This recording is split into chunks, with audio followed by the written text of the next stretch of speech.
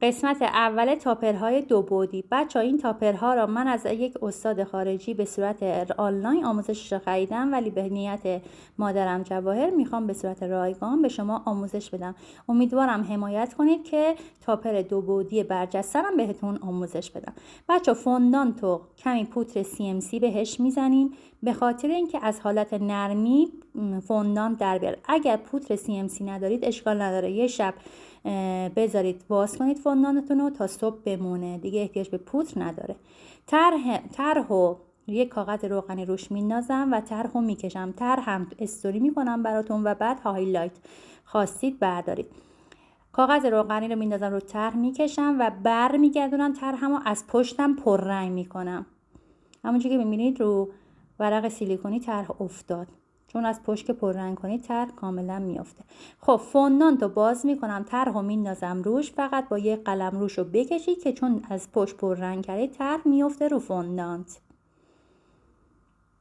پس احتیاج اصلا به نقاشی یاد گرفتن و بلد بودن نداریم اینجا. طرح رو کامل که انداختم، بچه لطفا این فیلم رو سیو کنید و لطفا برای دوستاتون بفرستین. خواهش میکنم اگر میخواید منم راضی باشم از آموزشایی که میدم و شما استفاده میکنید، حتما برای دوستاتون بفرستید. خب با تیغ فوندان دور تا دور طرحمو در میارم. اگر بذارید فوندان کمی استراحت کنه 1-2 ساعت و بعد تیغ بزنید و در بیارید، خیلی تمیزتر در میاد. این نکته رو رعایت کنید. با دستم شروع میکنم دور و برش رو تمیز کردن یا با ابزار. با رنگ ژله‌ای و قلم 3-0 شروع میکنم خطایی که روش افتاده رو مشکی میکنم.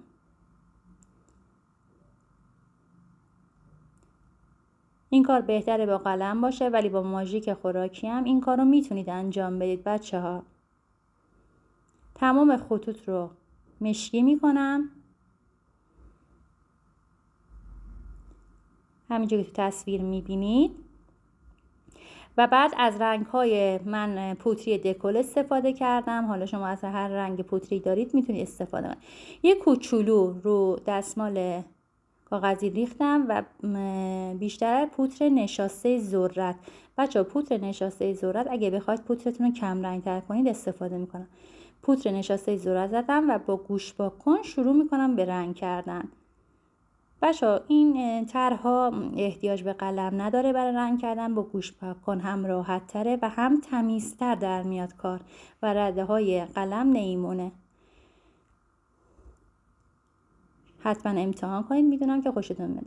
برای رنگ بدنم بچه‌ها 1 سر سوزن قهوه‌ای، 1 سر سوزن زرد و بقیه‌اش پودر نشاسته ذرت قاطی کردم. برای رنگ بدن از اینها استفاده کردم. برای بدنشم لباسشم از رنگ پودری سرخابی که برای شکلات من استفاده میکنم. باز هر رنگ پودری خوراکی که دارید میتونید استفاده کنید. شروع میکنم با گوش پاک‌کن رنگ کردن. سعی کنید رنگ رو که با گوش پاک‌کن ورمیدارید یک کوچولو رو دستمال بکشید که اضافه رنگ رو بگیرید ازش و بعد شروع به رنگ کردن کنید. این آموزش تا همین جاست. امیدوارم راضی باشید از این آموزش. راحته، همتون میتونید انجام بدید. اگه خواستید رنگ خطای روشنم بندازید با رنگ ژله سفید. امیدوارم راضی باشید. خدا نگهدارتون تا آموزش